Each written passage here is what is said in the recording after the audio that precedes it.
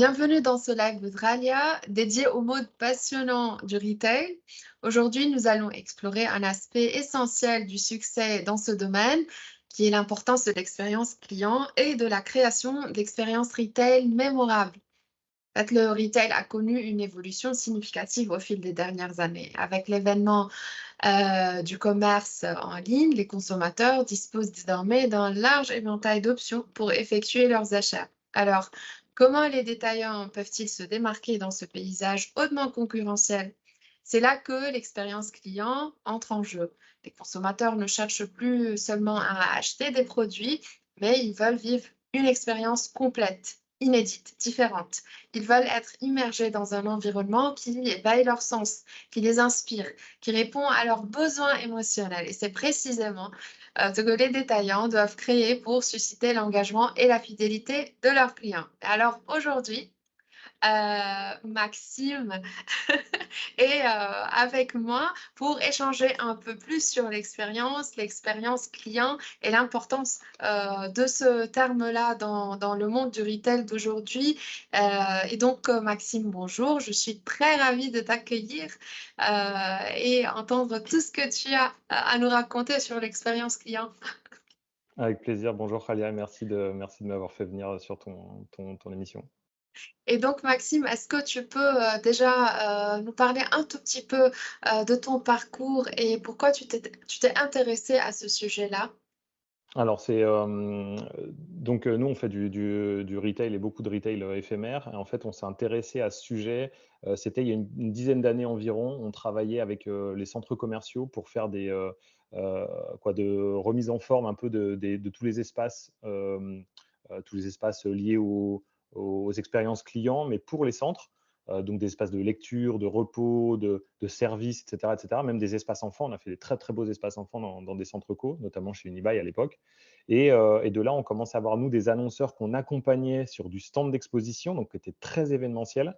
Et en fait, moi, j'avais une grosse appétence pour les centres co et pour l'expérience, alors ce que j'arrivais pas à décrire comme de l'expérience client à l'époque, mais qui était de l'expérience autour de l'achat, et cetera.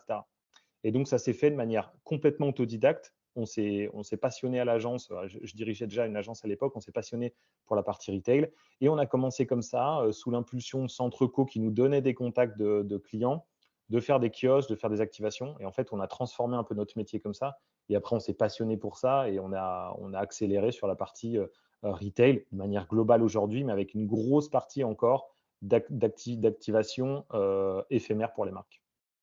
Et donc, le retail s'est développé, et tu as senti cette évolution parce que, tu as eu une transition d'un retail qui était très physique, très, passif à un retail qui devient un peu plus, engageant, expérientiel, différent. Donc, quand on commence à introduire, l'expérience, dans la formule retail, qu'est-ce qui se passe? Qu'est-ce qui change, dans la conception, de ces stands ou, dans la vision dans laquelle on va aborder, ce point de vente, Alors point de déjà, contact? si on peut se dire, il y a quand même, on va dire, il y a 3 catégories de clients et surtout, il y a une temporalité différente. On a commencé il y a, allez, une bonne dizaine d'années maintenant où en fait, déjà, il n'y avait pas cette mode de la boutique éphémère et il n'y avait pas cette tendance. Donc là, on a une accélération de ces dernières années. Et si on revient un peu aux prémices, c'est qu'on a commencé, quand je parle de retail éphémère ou d'activation un petit peu hors des cases. Nous, à l'époque, je disais qu'on faisait du média, on faisait du retail, on faisait de l'activation retail hors retail traditionnel. Mmh. C'est-à-dire qu'on activait sur toutes ces plateformes, que ce soit aéroport, gare, centre commercial, etc. Donc, il y a quelques années, on avait soit des enseignes déjà présentes et qui voulaient faire une petite activation complémentaire, mais c'était plus de l'activation commerciale, pas forcément besoin d'un ROI performant, etc. Donc là, on était vraiment dans l'expérience, on va dire, parce qu'on poussait un nouveau produit, on poussait un nouveau service, etc. Mais on ne cherchait pas à avoir un ROI particulier. Ensuite, on avait des marques, souvent là des marques très jeunes qui voulaient faire leur première boutique et qui se disaient c'est une façon facile d'avoir un budget dédié sur un temps dédié. Et donc, l'avantage, c'est que bah, les coûts sont faciles à appréhender. On Mmh. sait que ça a un coût one shot. Si ça fonctionne, tant mieux. Si ça fonctionne pas, bah, on sait le chiffrer. Alors qu'un bail traditionnel commercial, c'est 369, c'est compliqué déjà. Oui. T'investis beaucoup plus.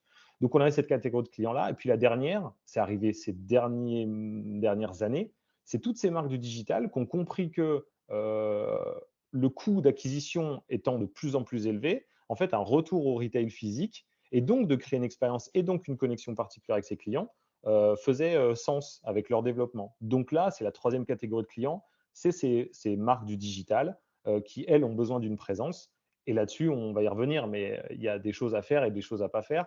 Mais globalement, c'est cette dernière catégorie et c'est celle-là qui a un gros trend aujourd'hui et qui fait une grosse partie de notre business, c'est ces marques du digital, d'ailleurs qu'ils soient enseignes ou marques du digital, mais qui ont besoin de positionnement en ROI pour le coup, donc qui s'installent en temporaire, en activation, donc qui créent une expérience client particulière, mais qui ont besoin quand même de faire du résultat et que l'opération soit positive en termes de retour sur investissement. D'accord. Donc maintenant revenons, au concept général et décortiquons ce concept expérience, retail, pour en savoir un peu plus. Donc, qu'est-ce qui, selon toi, distingue tout d'abord une expérience retail, dite exceptionnelle d'une expérience retail ordinaire? Et est-ce qu'il y a des éléments clés qui contribuent à la création de cette expérience, mémorable? Alors, c'est un sujet qui est un peu c'est un peu la martingale, quoi. C'est comment trouver ce deal idéal. Déjà, il y a plusieurs sujets. On en parle beaucoup en ce moment. C'est comment créer cette expérience pour qu'elle soit la plus intégrée possible dans le parcours du consommateur.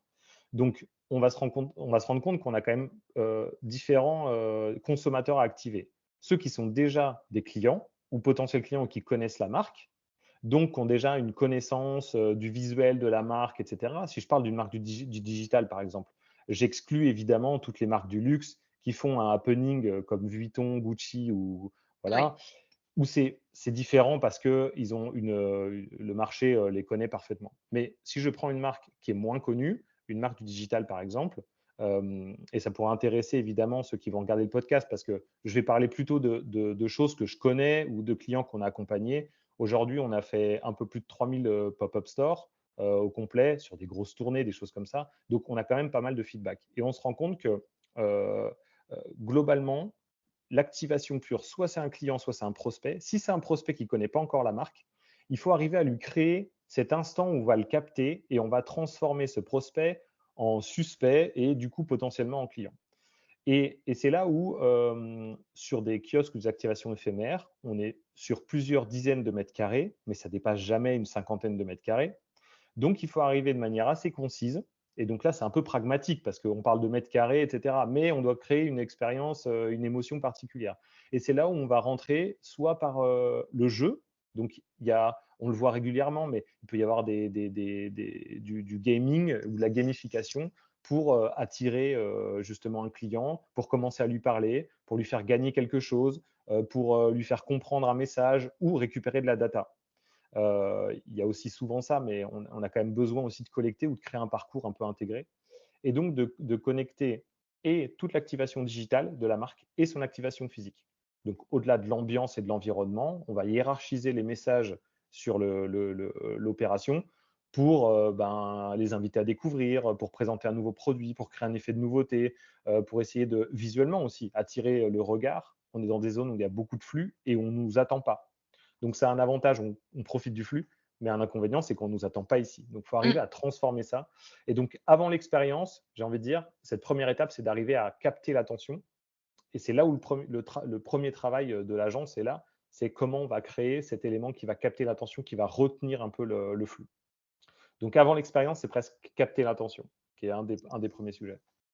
Et capter l'attention, c'est également trouver le bon moment, le bon endroit, cette formule, gagnante, comme tu dis et c'est pas toujours évident, par rapport, au budget, j'imagine et aux capacités, de ces petites ou moyennes marques. Est-ce que, on galère parfois à allier, la conception, le côté idéal de la création de l'expérience avec les réalités des dimensions ou des variables qu'on a entre les mains pour créer ce projet expérientiel.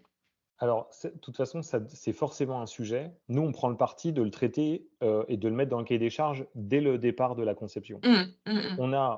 Partons du principe où c'est un client avec un nouveau besoin et donc on part de zéro. On l'a fait par exemple avec, il y a peu de temps, avec, l'agence Australigad, mais pour, Optique 2000, pour le concept revu. C'est un sujet intéressant parce que, c'est un concept qui est très RSE. Ils récupèrent des montures de lunettes de solaire, qu'ils les reconditionnent et ils le repassent sur le marché, en vente. Et donc on a créé leur tout premier concept. Eux, on partait de zéro, mais en fait, on partait avec une mise en place sur un espace qui faisait 10 mètres carrés dans le centre de Beaugrenelle. Et de toute façon, on crée l'expérience, on a plein de choses à mettre dedans, mais dans tous les cas, on a 10 mètres carrés. Et Oui, on a un budget, pour le coup, on a essayé, dès le départ, on a essayé de bien réfléchir pour associer le bon budget à l'expérience, etc. Mais là, on est conseil sur ce sujet-là. mmh, C'est-à-dire qu'il y avait un besoin de ROI, mais c'est un grand groupe. Ils ont aussi une capacité d'investissement dans la communication qui est différente d'une petite marque du digital. Prenons l'exemple d'une marque du digital, pour le coup, elle arrive avec un budget dédié, un emplacement dédié. Donc ça, c'est les valeurs immuables. Et dedans, on doit faire une expérience. Donc c'est à nous aussi avec notre savoir-faire et pour le coup, notre expérience dans la conception, la production et le suivi de production dont nous aide beaucoup, c'est qu'on a 2 volets à l'agence, un volet qui est très, stratégie de création et un volet qui est très production. Mais les 2 travaillent ensemble en permanence mmh. et on a des chefs de projet qui pilotent également l'intégralité, du sujet. Donc c'est pour ça que oui, c'est un vrai sujet. Nous, on le met dès le départ, on le met, dans le cahier des charges, mais ça n'empêche pas en fait de se faire, des instants de création, des sauts créatifs avec vraiment tout ce qu'on veut y mettre à l'intérieur, parce que comme on disait juste avant, il y a évidemment capter le visuel, être au bon endroit, au bon moment, faire attention aussi, il y a des loyers, il y a du staff, il y a tous ces éléments-là à prendre en compte et qui sont des éléments ultra importants pour une marque du digital qui veut se lancer ou qui commence. Ce n'est pas le cas en effet de plus grosses marques qui, elles, de toute façon, ont des budgets un peu différents. Mais en effet, ça fait partie du cahier des charges immédiat et on doit composer avec. OK. Et on a, également évoqué, que, avec ces types de magasins, la technologie ou les avancées technologiques, peuvent, jouer, un rôle très important dans la création, de l'expérience, soit au niveau de la collecte des données, ou la Mmh. gamification ou autre. Donc comment ces avancées technologiques telles que la réalité virtuelle ou augmentée peuvent-elles être utilisées, en fait, pour enrichir, l'expérience retail? Et est-ce que tu peux, également nourrir avec, d'autres cas de figure, de marques qui se sont vraiment, investies, dans ces outils technologiques, au sein de leur, point de contact? Alors c'est un vrai sujet et c'est un super sujet. C'est-à-dire que, il y a aujourd'hui il y a eu des actes qui ont été faits assez importants ou des essais assez importants sur la digitalisation des espaces, physiques de vente. Tout confondu, c'est-à-dire, du pop-up store, de la boutique traditionnelle et cetera. On accompagne aujourd'hui des clients sur tous les types de déploiements, pop-up, kiosque, boutique et cetera et avec toujours ces contraintes-là de digitalisation, que ça soit du paiement, que ça soit des récompenses ou de la fidélisation et évidemment, de l'information dans le lieu de vente ou potentiellement même des interactions avec le digital. Pour le coup, il y a toujours une notion de perception du coût par rapport à la valeur pour la marque qui est encore un peu déséquilibrée. Mmh, Parce qu'on n'arrive pas à avoir un système qui est réputé fiable, efficace, et cetera. Je ne parle pas, de la partie, d'ailleurs, on a un partenaire avec qui on travaille qui est génial, sur lequel j'avais fait un podcast il n'y a pas longtemps, Nicolas Samir qui développe une tablette, lui, justement, pour faire de la rétention de clients et de la fidélité, qui pour le coup fonctionne bien, il fait de la gamification et cetera. Ça marche bien. Mais après, dès qu'on est sur de l'affichage, des choses comme ça, on a des choses heu, un peu plus tangibles, un peu plus classiques, avec l'affichage dynamique et cetera. Dès qu'on a du tactile et cetera, bah, c'est plus compliqué à intégrer. Nous déjà, ça dépasse presque un petit peu notre métier, mmh. parce qu'on s'adosse, nous, à des spécialistes à un moment donné du digital pour dire: «OK, dans l'expérience globale, on doit intégrer du digital, comment on le fait?» On ne peut pas juste mettre un écran et se dire qu'on fait du digital. En fait, Oui, aujourd'hui, ça ne suffit pas. S'il n'a pas le bon angle, pas la bonne hauteur, pas la bonne taille, les clients et les prospects, soit ils le prennent pour un écran et pas tactile, s'il est droit par exemple. S'il est trop grand, on n'a pas l'habitude de travailler sur un tactile qui fait 1,50 m, donc on n'a pas envie de le toucher non plus. Si c'est une tablette mais les murales pas avec le bon angle, en fait, tout ça, c'est extrêmement, extrêmement complexe Et donc, on l'intègre dans une démarche où on vient intégrer, nous, des pros et des spécialistes là-dedans. Après, il y a quand même pas mal de choses qui ont été faites. Je repense à, tu dois peut-être parler de, c'est H&M, je crois, qui faisait ses vitrines avec des hologrammes, etc. Quand on voit ça, évidemment, on se dit, il y a un côté un peu retour vers le futur, dont je suis fan avec ce requin dans Retour vers le futur 2. Moi, je pense à ça à chaque fois et je me dis, ouais, j'aimerais en fait que l'avenir soit comme ça. Et je pense que ça, tout doucement, c'est en train de s'implémenter, mais c'est plutôt des actes, on va dire, un peu comme que vraiment, je trouve une transformation efficace du parcours d'achat, etc. Mmh. Mais c'est quand même en train de progresser sur ces sujets et la techno avance quand même très vite, quoi. Mmh, mmh, mmh. Et point très important que tu as évoqué, c'est, la possibilité, de collecter des datas, Mmh. de qualité, des datas frais, in situ. Donc, à quel point, est-ce que vous travaillez également avec, la collecte et ensuite l'analyse des données que vous avez collectées? Est-ce que vous êtes en mesure de prendre le temps d'analyser, tout ce qui est, data, collectée in situ, pour aider le client également à comprendre tout ce qui s'est passé autour de l'expérience durant la visite des consommateurs dans ce pop-up ou dans ce point de contact. Alors, en fait, le sujet est intéressant parce qu'il naît d'un besoin des marques du digital de continuer en fait leur parcours d'achat avec des clients qui pourraient reconnaître ou Mm, retargeter des clients qui étaient inconnus sur leur plateforme et qu'on pourrait du coup capter par des datas sur place, en physique. C'était pas trop le cas avant et le besoin en fait, il est arrivé récemment parce que toutes ces DNVB, ONVB qui se mettent en place, bah, elles se rendent compte qu'elles ont besoin de ces datas-là. On eut travaillé à un moment donné sur un sujet de captation des flux avec justement des capteurs, de l'IA, etc. Et on se rend compte en fait que c'était pas si évident que ça et que ça fonctionnait pas de manière hyper efficace parce qu'il fallait déployer des totems, il y avait pas mal de choses qui étaient assez complexes. Mais c'est un sujet et je pense que ça va arriver, ça existe déjà dans le retail traditionnel, mais là je parle sur les kiosques, les activations. En temporaire, c'est toujours un peu plus compliqué parce qu'on a des contraintes dans les centres commerciaux de hauteur, de visibilité, etc. Mais sur la partie ensuite collecte de data, là pour le coup, on fait intégrer dans le parcours de réflexion des spécialistes de ça. Je parlais de Nicolas Samir tout à l'heure, mais qui met ses tablettes, par exemple, ou des choses comme ça. Lui qui va connecter de la data. Donc, la mécanique, nous, on la réfléchit dans le parcours global de l'expérience du client. mm, Lui, il mm, arrive, on dit à ce moment-là, il doit y avoir un coup de gamification mm, ou il doit à un moment donné être attiré par telle ou telle chose. Et dans ce processus-là, c'est ici qu'on mettra une collecte de données. Mais après, mhm, le device en lui-même, on s'adosse à un spécialiste qui, lui, va connecter les bons devices au bon endroit, etc. Mais évidemment, on le réfléchit dans le parcours global. Et aujourd'hui, ça devient presque une mécanique indispensable d'avoir une tablette volante ou d'avoir des éléments qui permettent d'aller récupérer un peu un cadeau client, qui peut être une réduc, qui peut être un jeu, qui peut être tout ça, pour collecter en même temps une data, quoi. Mais il y a toujours un donnant-donnant. mm. Intéressant. En tout cas, on voit de plus en plus cette dépendance à la technologie ou aux outils technologiques, mais dans un deuxième temps, on voit à quel point il faut faire attention au choix et à la pertinence de cet outil-là dans le contexte global et qu'on n'est pas en mesure d'aller juste chercher un pod ou une tablette et de l'installer comme tu l'as dit parce que ça ne donne pas sens si le produit n'a pas été bien pensé, bien choisi, et que ce n'était pas le bon. Et donc, Clairement. naturellement, on est, en face, de défis peut-être, ou, de blocages, durant ce processus, quels sont donc les défis auxquels, les retailers ou, les détaillants, sont confrontés lorsqu'il s'agit de cette création d'expériences retail, personnalisées? Et quand on va rencontrer ces blocages, est-ce qu'on est en mesure de les surmonter, en fait?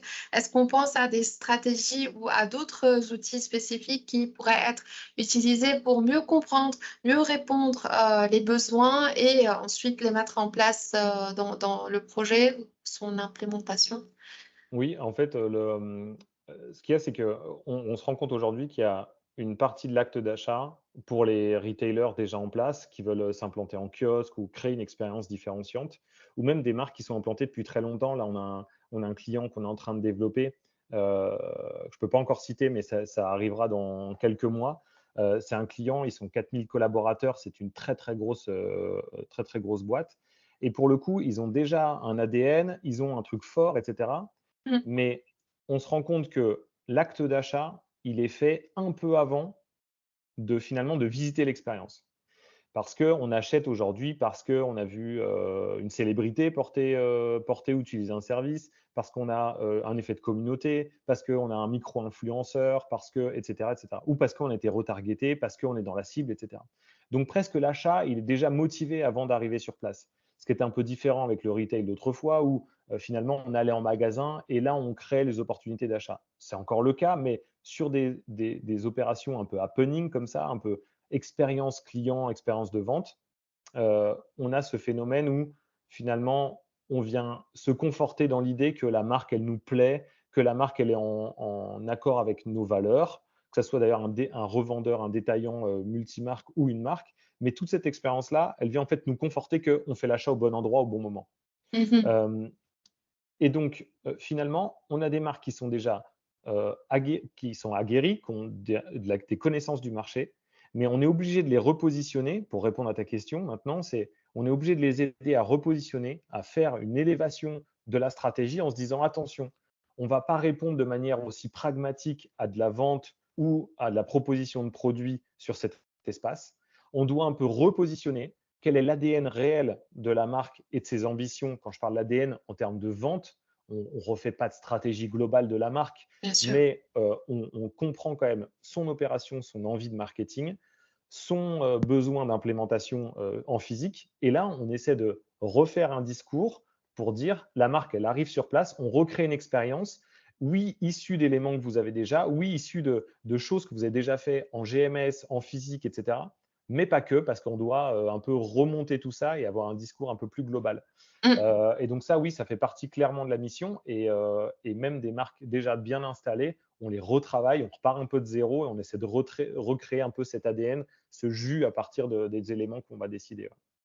Et dans ce contexte-là, on voit bien que ces points de contact expérientiels feront partie, dans un contexte omnicanal en tout cas, d'autres canaux physiques que la marque, opère déjà. Donc dans ce rôle, des magasins physiques, est-ce qu'on a, trouvé une évolution, dans la création des expériences retail et comment, les détaillants et vous-même, en fait, peuvent-ils tirer parti de cette omnicanalité pour offrir une expérience fluide? Non seulement, dans le cas, de la création du point de contact que vous êtes en train, de développer, mais aussi au sein, de tous les autres points de contact ou canaux, que la marque, a su développer. Alors pour ça, ce qu'il y a, c'est que là, on va mixer des équipes agences et des équipes clients. Mmh. Donc, dès le départ, on essaie quand même d'avoir un bon relationnel et bien mettre en place déjà des bonnes connexions entre les équipes agences qui vont, elles, s'occuper d'une stratégie globale, mais quand même liée au canal de distribution physique, à l'implémentation physique, pop-up, boutique, etc. On a des clients pour qui on fait de la boutique traditionnelle, du pop-up store, etc. Au-delà de l'expérience un peu globalisée, on essaie de retrouver le même type d'expérience dans toutes les boutiques, mais puis avoir des boutiques similaires. On veut juste retrouver l'expérience de la marque et l'ADN de la marque. En revanche, on a l'avantage de pouvoir aujourd'hui créer des chartes et des guidelines de concept qui sont un peu évolutives et qui vont aussi jouer avec les aspérités de l'endroit, du terrain, etc. etc. Et on a évidemment l'obligation de prendre en compte les réseaux sociaux, le digital, s'il y en a en tout cas, s'il y a une offre digitalisée, mais on est obligé de prendre en compte tous ces canaux-là et arriver à faire des connexions et des passerelles pour aider le digital à s'implémenter en magasin. Mmh. Mais c'est jamais hyper simple parce qu'on en parlait, c'est soit par le biais de devices mis au mur, de collecte de data, etc., soit parce que on va essayer d'aller à la rencontre de la communauté ou des clients potentiels. Ça peut être TikTok, ça peut être Instagram, ça peut être des Reels, ça peut être etc., etc. Donc là, on peut aussi créer une connexion, en tout cas créer un acte d'achat récurrent ou en tout cas une envie d'achat récurrent. Mais globalement, on fait travailler des métiers très, très différents et on doit leur trouver des passerelles et des connexions. Donc le Mhm. meilleur moyen, c'est que nous, on fait des réunions un peu dédiées où, comme on a fait hier par exemple, avec une partie des équipes clients, une partie des équipes agences, où là, on avait les responsables réseaux sociaux, les responsables du digital, le responsable CRM site web, Mhm. plus les équipes terrain. Et donc, en fait, tout le monde était ensemble à essayer de comprendre comment on pouvait créer des passerelles et des choses comme ça. Donc, aujourd'hui, il y a pas de réponse toute faite. Mm. Chaque marque, en plus, a ses besoins un peu spécifiques. Chaque marque a des clients avec des types d'activation spécifiques. Donc, en fait, c'est du cas par cas. On va faire là, pour le coup, on va faire de l'artisanat et on va essayer après de le processer pour l'implémenter et le faire vivre dans chaque expérience. D'accord. Et donc, on est vraiment sur des cas de figure de travail avec des différents partenaires pour mettre en place cette stratégie de façon et implémentation de façon la plus cohérente et la plus efficace. Et j'imagine que le quotidien n'est pas du tout facile parce que ça pourrait tourner à chaque fois entre différentes personnes, différents know-how ou savoir-faire et il faut aligner tout cela pour développer un projet avec beaucoup d'efficacité. Et donc, on a parlé de communication, l'importance des réseaux sociaux comme point d'entrée ou de collaboration entre marques et détaillants. Et est-ce qu'on a également d'autres cas de figure de collaboration entre différentes industries qui peuvent se mettre en place dans le cadre de ce magasin éphémère? Mettons une collaboration avec un influenceur, une influenceuse, une célébrité, ou d'autres collabs, marques de mode avec un pâtissier, je dis n'importe quoi. Est-ce que à ce moment-là, quand on crée des pop-up ou des magasins éphémères, on est également tenté à aller chercher de nouveaux vibes ou feelings que la marque n'a pas pu explorer précédemment? Et est-ce Alors que vous justement, conseillez ouais, sur cela? bien sûr, en fait, dans la continuité de ce que je disais juste avant, pour le client dont je te parlais tout à l'heure, c'est que, on a ce phénomène où, au-delà de l'expérience, sur, là, je crois que c'est 3 ou 4 mois, d'une installation physique, on est sur une expérience courte, mais en fait, on va créer des temps forts pendant cette, expérience. Parce que, évidemment, les clients seront un peu différents suivant la période. On veut aussi toucher des cibles différentes, donc on va faire un peu d'A/B testing physique en se Mhm. disant: on va faire venir, donc là, on a par exemple, on parlait de micro-influenceurs, ou d'événementialisation. C'est-à-dire que évidemment, c'est un événement parce que sur 3 ou 4 mois, tu vas avoir, cette boutique qui va apparaître au milieu d'un mall. Mais pendant ces 3 ou 4 mois, on va encore événementialiser à l'intérieur de ce kiosque. Donc là, on pousse, surtout nous, des idées, des espaces, et c'est là où le travail avec la partie, réseaux sociaux ou la partie, gestion des ambassadeurs et cetera est important. Parce que là, leur intelligence, c'est de se dire: «Ah oui, on a tel micro-influenceur ou tel artiste et cetera qui va venir». On avait fait ça, par exemple, on a un exemple qui est intéressant, on avait fait pour, Nike sur Forum des Halles et sur les champs d'ailleurs aussi. On avait fait un kiosque pour le custom de la Nike Blazer. Mm. Donc c'était un concept qui a été fait à Londres. Nous, on l'a dupliqué, on l'a réadapté pour la France. Et en fait, on avait des artistes qui venaient comme ça. Donc des artistes, il y avait des illustrateurs, il y avait des peintres, il y avait des spécialistes en custom de chaussures évidemment, mais il y avait tout un tas d'artistes comme ça avec leur propre communauté. Donc qui ramenaient évidemment leur propre communauté sur la cible Nike Blazer et qui customisaient la Nike Blazer. Et donc au même titre, en fait, on fait ce travail-là pour les marques en disant on va créer le moment, on va réfléchir au moment, en tout cas, on va pas le créer, mais on va le réfléchir au moment. On va réfléchir à la place prise, on va réfléchir à la façon de communiquer. Et vous, la continuité du discours, en fait, c'est de dire, ou du travail, c'est de dire aux équipes, OK, vous trouvez le bon influenceur, vous le faites venir au bon moment. Et ça, c'est leur relais et c'est un peu notre travail. Le travail groupé, c'est ça, quoi. Mais Mm. évidemment, ça a beaucoup de sens. Et en physique, la rencontre d'influenceurs, je parle d'influenceurs de manière générale, ça peut être un pâtissier, ça peut être un dessinateur, ça peut être un influenceur dont c'est le Mm. métier de simplement de faire du lifestyle. Tous ces instants-là, en fait, c'est encore mieux si on peut les vivre en physique et donc on pousse à ces idées-là. Parfait. Et donc, on a parlé du côté esthétique, de ce point de contact, la digitalisation, on a parlé de tout ce qui est com et éventuellement activité ou partenariat. Reste un élément ou une dimension hyper importante qui est la dimension sociale du point de vente, surtout mise en avant par l'équipe ou les employés de la marque. Aujourd'hui, l'engagement des employés ou de l'équipe joue un rôle, je pense, crucial dans la création des expériences retail exceptionnelles. Donc, comment aujourd'hui les détaillants ou les marques peuvent-elles former et motiver le personnel pour offrir ou mettre en avant un service de qualité et pour contribuer davantage à la création de cette expérience positive durant ce laps de temps très réduit? Est-ce que vous aidez à former également ces équipes? C'est de toute façon, on va dire la continuité parfaite, elle se fait par l'humain.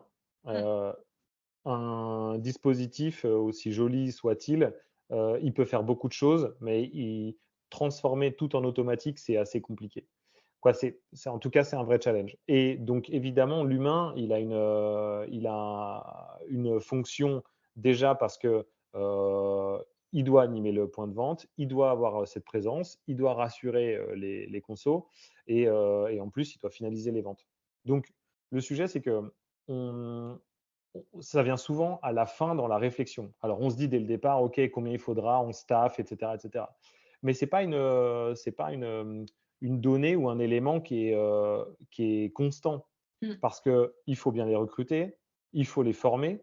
Donc là, typiquement, on s'adosse nous avec des partenaires. Julien, par exemple, un partenaire avec qui on travaille depuis longtemps, qui lui est spécialiste dans, la sélection, le recrutement, la formation et la mise en place de staff, éphémères, on va dire. Donc pour le coup, il a aussi des équipes internes pour faire ça. Donc on peut travailler avec des gens comme ça qui ont l'avantage, on l'avait fait pour Emma Matelas, par exemple, à Belle Épine, on avait fait une opération qui était assez intéressante, où là, justement, il y avait une grosse journée de formation, ils étaient hyper, empreints de la marque, et surtout, c'est leur métier de vivre la marque, voilà, de se galvaniser autour de ça et donc d'être à fond pendant X mois et de faire de la vente, de transformer ou de faire de la com, et cetera, et cetera. Donc, il y a ce sujet-là. Le sujet du recrutement, c'est toujours un sujet, de toute façon, pour les marques. Soit elles sont trop jeunes, c'est des marques du digital, elles ne savent pas du tout acheter du personnel de vente parce qu'il faut le gérer, il faut le former, il faut aller le voir sur place, il faut faire du RH là-dessus. Ils ne savent même pas non plus acheter du mobilier, des emplacements, et cetera. Donc, ça, c'est un vrai sujet au-delà du personnel. Donc, si on veut aller au bout de la démarche et avoir un personnel bien formé, qui est motivé tout le temps, et cetera, bah, là, pour le coup, il ne faut pas minimiser l'investissement et il faut partir avec des bons partenaires ou avoir un bon processus de mm, recrutement. On mm. l'a vu, il y a des contre-exemples là-dessus où, on a des clients, par exemple, qu'on visite. On est quasiment tout le temps dans les centres commerciaux. On couvre la France entière, même toute la partie, presque Europe, on a en Belgique également, Luxembourg, etc. Donc on visite ces centres et on recroise des clients qu'on a implantés sur lesquels il y a un vendeur ou une vendeuse, etc. Il y a souvent, on passe et le vendeur ou la vendeuse est sur son portable, recroquevillé sur son tabouret. Et ça, c'est warning. Oui, Ça casse le business, quoi. exact. Donc, pouvoir mettre deux personnes en même temps à minima, à part, sur des périodes un peu courtes, il peut y avoir une personne le matin qui ouvre ou qui ferme et cetera. Mais les moments un peu, actifs, il faut au moins 2 personnes. Si c'est un tips que je peux donner, mais il faut vraiment avoir 2 personnes sur des moments un peu courts. Donc même s'il faut faire un peu des coupures et cetera, prendre des vendeurs les plus motivés possibles évidemment, arriver à les motiver et ça c'est un peu l'élément un peu clé, quoi. Donc, oui évidemment ça fait partie du processus global. Parfait.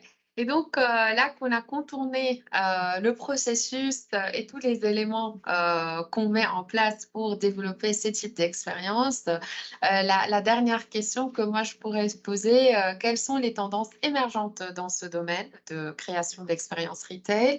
Et à ton avis, quelles sont les innovations à venir qui pourraient transformer la manière dont nous, dont étant clients, et retailers, interagissant avec les marques et les produits en magasin. Là, je pense que tu as encore plus de data que moi sur le sujet et à mon avis, vu toutes tes recherches, c'est plutôt toi qui pourrais répondre à cette question. Mais, mais bon, on peut en débattre pour le coup, mais, Ce qu'on a, nous, c'est plutôt, on essaie d'adapter les tendances de fond, d'être à l'affût de choses émergentes qui sont intéressantes à essayer d'éprouver sur des opérations éphémères. Parce que globalement, pour les marques, les opérations éphémères, c'est un vrai levier pour aller essayer de nouvelles choses, parce que le risque est réduit. Mmh. Donc, on a la chance et c'est pour ça que nous, on a encore une part dans l'agence, une grosse part, de retail éphémère et de pop-up store ou de kiosque, parce que ça nous permet de tester et d'itérer beaucoup, beaucoup de sujets comme ça. Mmh. Les clients ont l'appétence pour ça et en plus, bah, voilà, le risque en fait, nous fait qu'ils peuvent prendre parfois, le choix ou la stratégie de tester de nouvelles choses.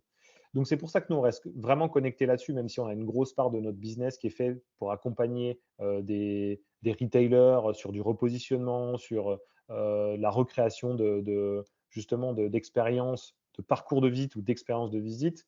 Pour refaire le point, parcours de visite, c'est ce que le client voit. L'expérience, c'est ce qu'on va lui faire ressentir. Donc, nous, on retravaille toujours là-dessus pour des retailers, mais la partie pop-up, en effet, c'est un vrai labo d'expérience pour nous. Donc, on va essayer de mixer du digital, on va essayer de mixer du visuel, on va essayer parfois de ne faire que de l'accueil très lifestyle. On vend rien finalement, quoi, on vend rien. En apparence, on ne vend rien, mais on va créer un moment de discours particulier. C'est plutôt là-dessus qu'on va essayer de se challenger, essayer d'avoir des visions ou de la prospective sur le sujet. Mais après, sur des vraies innovations, c'est plutôt presque à toi de me dire qu'est-ce que tu as vu ces derniers temps qui était extraordinaire et qu'on pourrait retenir pour le futur de nos clients, en tout cas. Pour compléter, en fait, tout ce que tu as dit, cet aspect, éphémère, micro même, une présence micro, pour quelques heures même pas pour quelques jours, dans le retail, devient de plus en plus, la norme, dans pas mal, de pays, notamment à Londres. Ces petits concepts, micro, hyper, courts, qui ne touche qu'à une clientèle à un moment donné avec un message très précis et en même temps qui viennent collecter cette data via beaucoup de gamification ou d'autres façons d'échanger, devient vraiment un levier important, auquel les retailers devraient, faire attention. Je vois notamment que dans ce concept, omnicanal, on a présenté les retailers à chaque fois avec différents formats. Aujourd'hui, je pense, qu'on doit recentrer le discours, vers l'attention de la création, d'une cohérence, de ces multitudes de formats adoptés, ne serait-ce que notre site e-com, notre boutique physique et notre magasin éphémère, de faire en sorte qu'à chaque fois, on crée une expérience différente, que ça soit cohérent. Vraiment, invitation à la cohérence parce que on voit parfois des marques aller un tout petit peu dans tous les sens et qu'il faut faire attention à cette idée de garder l'âme ou de préserver l'âme de la marque à travers toutes ces actions. Et ensuite, tout ce qui est en relation avec, les outils digitaux. On voit de plus en plus, de marques se lancer, dans ces outils-là. Oui, c'est la tendance, tout le monde le fait, moi j'aimerais bien le faire, mais encore une fois, comme tu l'as bien dit, si ça ne donne pas, sens, dans le parcours et ça n'incite pas les consommateurs à aller plus loin dans l'expérience, je pense que ce sont des investissements perdus. Alors qu'il faut faire très attention, ne pas être, alarmé par les coûts, que ces projets, peuvent demander, mais de dire que si je m'investis, il faut que je m'investisse bien et aller, le Mmh. faire avec les bonnes personnes. Donc moi, je ne pourrais pas ajouter plus que ça, à chaque fois de dire que ça coûte aujourd'hui très cher, heu, de faire des bonnes, expériences, un bon parcours, mais quand on le fait bien, ça n'a que des retours positifs, à la marque et à court terme aussi bien qu'à long terme. Voilà. Exactement. Mais là, bah, du coup, si on veut, créer des concepts retail éphémères, comment on peut vous contacter à l'agence, et comment on prend ensuite, à un contact, avec vous, Maxime? Bah, alors nous, on est tout terrain, hein. C'est-à-dire que ça soit sur LinkedIn, Instagram, ou depuis notre site web, on peut nous contacter. On a On a souvent aussi les foncières qui nous renvoient des clients qui cherchent des emplacements. Donc tout fonctionne dans les 2 sens. On essaie de s'intégrer au maximum avec un univers de partenaires. Donc en fait, on échange beaucoup sur ces sujets-là. C'est un sujet complexe, donc et nos partenaires et nous, on se recommande très souvent. Donc voilà, évidemment, nous contacter. Moi, je suis ouvert, mon LinkedIn est ouvert, mon WhatsApp, mon numéro et cetera, il y a pas de souci. Et puis, souvent, on vient recroiser des marques à plusieurs endroits parce que, c'est par le biais de foncières ou par le biais de partenaires ou parce qu'ils cherchent des emplacements et cetera. Donc nous, on est un peu partout. Pour le coup, on est quand même très, très présent sur le réseau français, sur le marché du pop-up store, on est quand même assez actif. Donc voilà, on se croise souvent et nous, on est passionnés par ça. Donc voilà, n'hésitez pas, vous me Parfait, savez passer. je vais également partager ces infos sur LinkedIn et YouTube dès que cette séance sera prête. Je te remercie, Maxime. Merci beaucoup pour toutes ces informations très enrichissantes et j'espère qu'on pourra continuer la conversation sur ce sujet qui nous fascine tous les deux. Et voilà, merci beaucoup pour cette séance. En effet, merci beaucoup à toi.